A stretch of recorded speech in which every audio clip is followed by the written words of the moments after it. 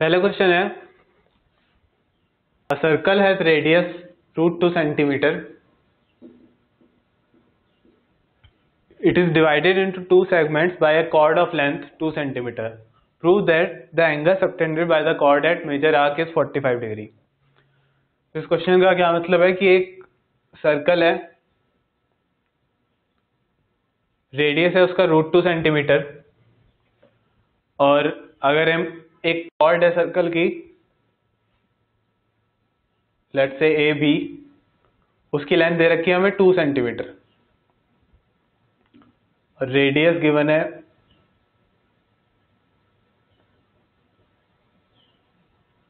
√2 centimetre. तो हमें angle निकालना है, कॉर्ड जो कि मेजर आर्क पे सबटेंड कर रही है वो 45 डिग्री हमें प्रूव करना है। तो अगर कोई एक पॉइंट हम ले लें कि ए पॉइंट है मेजर सी पॉइंट है मेजर आर्क पे, तो हमें प्रूव करना है, टू प्रूव एंगल एक्स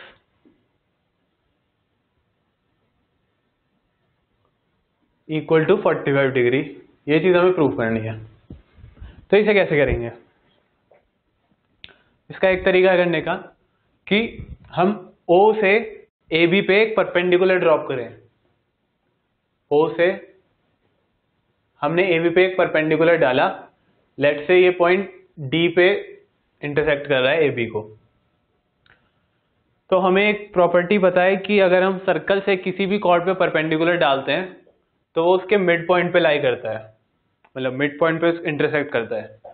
तो उससे हम ये कह सकते हैं कि D is mid point of AB। ये हमें प्रॉपर्टी से पता चल गया। तो D अगर AB का मिड पॉइंट है तो BD जो होगा वो हाफ ऑफ AB होगा, BD की लेंथ। तो हाफ ऑफ AB मतलब half of 2, that is 1 centimetre. तो हमें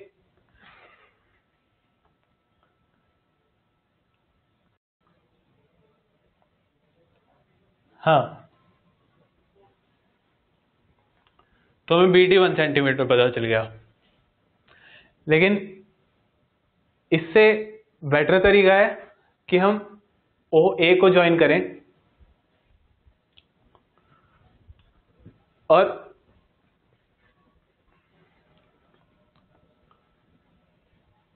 OA भी एक रेडियस है, OB भी एक रेडियस है, और दोनों हमें दे रखे हैं √2 सेंटीमीटर के।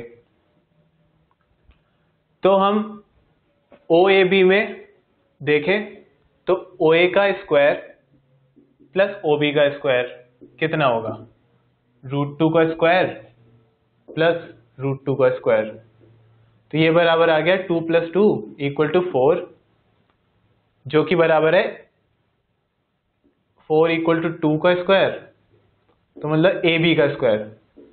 तो OA square plus OB square AB square के बराबर आ गया। तो इसका मतलब राइट ट्राइंगल प्रॉपर्टी से, इनका पाइथागोरस थ्योरम से हम ये कह सकते हैं कि जो एंगल O है, मतलब एंगल AOB है, वो 90 डिग्री होगा। तो this implies angle AOB is 90 degree. तो एंगल AOB अगर 90 डिग्री है तो सर्कल की प्रॉपर्टी की कॉर्ड जितना सेंटर पे सबटेंड करती है वो डबल होता है जितना वो मेजर आर्क पे सबटेंड करती है। तो हम कह सकते हैं कि angle X equal to half of angle AOB। इसका मतलब एंगल X बराबर हो गया 90/2 = 45 डिग्री। यही हमें प्रूव करना था इस क्वेश्चन में। तो सिंपल हमने रेडियस को इक्वल देखा और उसको कॉर्ड पे देखा, तो वो राइट ट्रायंगल बन रहा था क्योंकि पाइथागोरस थ्योरम फॉलो कर रहा है, और कॉर्ड्स की प्रॉपर्टी से वो हाफ एंगल था, तो इसलिए 90 का हाफ 45 डिग्री आ गया वो। ठीक। नेक्स्ट क्वेश्चन है कि prove that to circles can not intersect at more than 2 points. More than solving theoretical question है कि दो सर्कल मोर देन 2 पॉइंट से ज्यादा पे इंटरसेक्ट क्यों नहीं कर सकते। तो हम इसे कॉन्ट्राडिक्शन से प्रूव करेंगे। कॉन्ट्राडिक्शन मतलब जो स्टेटमेंट दी गई है हम उसका उल्टा मानेंगे और देखेंगे कि जो हमने माना है वो सही है कि नहीं।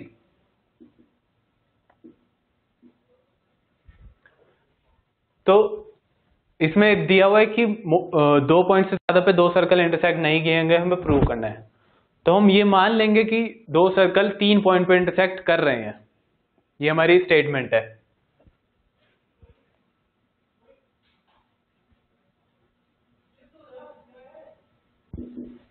कि 2 circle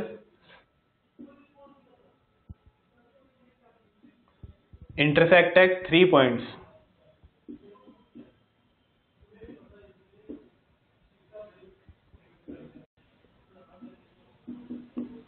A B and C. हम ये ऐसा मान लिया, हमने कॉन्ट्राडिक्शन मतलब मान लिया कि ए बी और सी से दो सर्कल पॉइंट पास कर रहे हैं। तो सबसे पहले हम क्या कह सकते हैं कि ए बी और सी कोलिनियर नहीं होंगे, क्योंकि कोई भी 3 कोलिनियर पॉइंट्स किसी सर्कल पे लाई नहीं कर सकते। तो सबसे पहले हमारे पास आ गया कि ए बी और सी आर नॉन कोलिनियर। ठीक है, और नॉन कोलिनियर पॉइंट्स की हमें प्रॉपर्टी सर्कल्स में पता है कि कोई से भी 3 अगर हम नॉन कोलिनियर पॉइंट उठा ले तो उन 3 नॉन कोलिनियर पॉइंट से एक यूनिक सर्कल मतलब सिर्फ एक ही सर्कल पास कर सकता है। तो ए बी और सी से सिर्फ एक ही सर्कल पास कर सकता है। इसका मतलब जो हमने स्टेटमेंट मानी थी, स्टेटमेंट भी एज्यूम्ड, वो था कि दो सर्कल 3 पॉइंट पे इंटरसेक्ट कर रहे हैं, तो वो गलत थी, क्योंकि ए बी और सी नॉन कोलिनियर है और नॉन कोलिनियर पॉइंट से सिर्फ एक ही यूनिक सर्कल पास कर सकता है। तो किसी भी 3 नॉन कोलिनियर पॉइंट से, तो ये हमारा मानना गलत था कि दो सर्कल 3 पॉइंट पे इंटरसेक्ट करेंगे। तो हमारा बाय कॉन्ट्राडिक्शन हमने प्रूव कर दिया कि कोई भी दो सर्कल 2 पॉइंट से ज्यादा इंटरसेक्ट नहीं कर सकते। ठीक,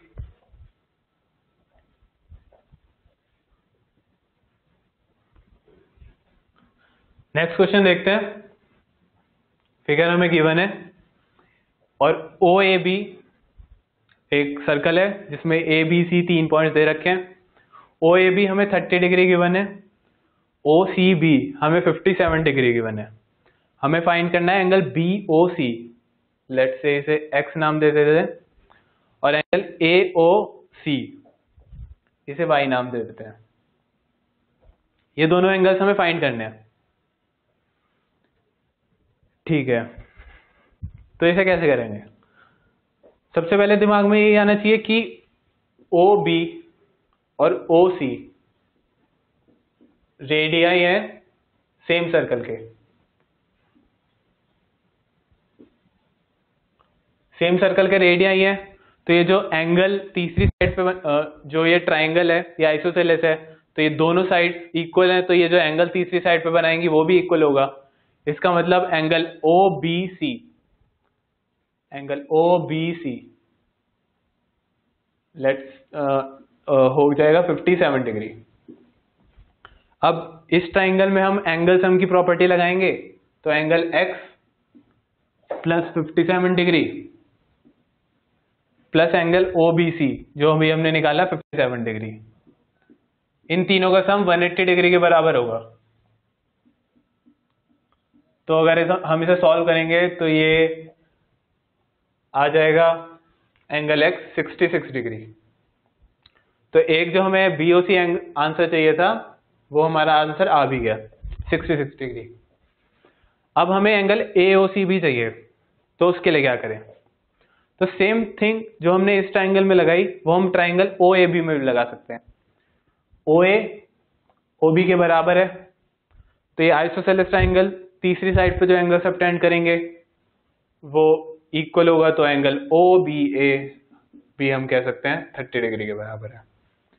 और इस एंगल में हम ट्राइंगल सम की प्रॉपर्टी लगाएंगे, तो 30 डिग्री प्लस एंगल OBA वो भी 30 डिग्री, प्लस एंगल AOB, और AOB दो एंगल से मिलकर बना है, angle X plus angle Y, इन तीनों का सम 180 डिग्री आ गया। अब इन तीनों का सम 180 डिग्री आ गया तो हमें एंगल X हम निकाल चुके हैं, तो सीधे इक्वेशन में पुट करेंगे तो एंगल Y हमारा आ जाएगा 120 डिग्री माइनस 66 डिग्री,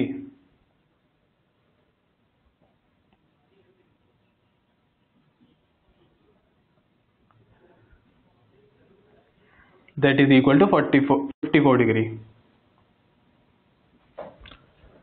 दो आंसर चाहिए थे, हमारे पास दोनों आ गए, और हमने सिर्फ यही प्रॉपर्टी लगाई कि radius of a circle are equal, तो रेडियस इक्वल होंगे तो वो आइसोसेलेस ट्राइंगल होगा, आइसोसेलेस ट्राइंगल है तो वो तीसरी साइड पे सेम एंगल सबटेंड करेगा, और फिर वो सेम एंगल सबटेंड करने से हमें वो दूसरा एंगल पता चल गया, और तीसरे एंगल के लिए हमने ट्राइंगल सम प्रॉपर्टी लगाई एंगल सम की, तो उससे हमें तीसरा एंगल पता चल गया और दोनों एंगल्स हमने निकाल लिया।